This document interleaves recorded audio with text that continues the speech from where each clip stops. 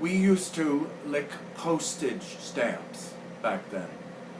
Obviously, you've never heard of that.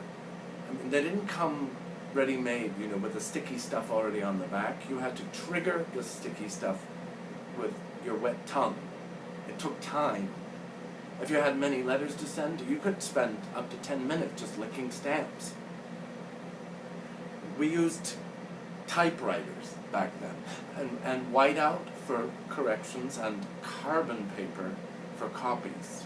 And we had telephones, and in order to dial the number, we had to put our index finger in a round hole representing 2 to 0.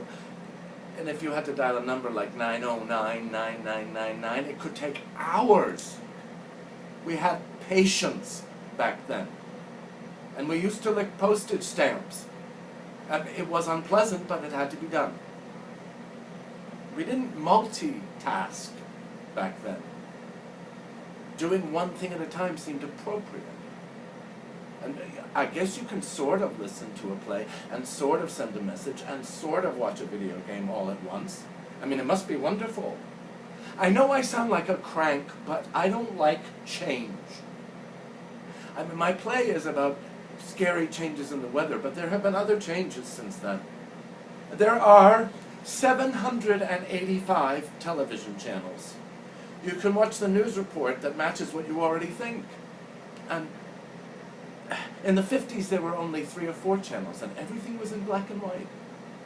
And there were no child stars that became drug addicts back then, like Lindsay Lohan. I mean, Hayley Mills was in the original Parent Trap, and she grew up to be a sensible, nice woman. There was no South Park. We used to watch Howdy Doody starring a puppet. Oh, and Kukla, Fran, and Ollie starring 2 puppets and a really sweet lady named Fran. We watched puppets back then.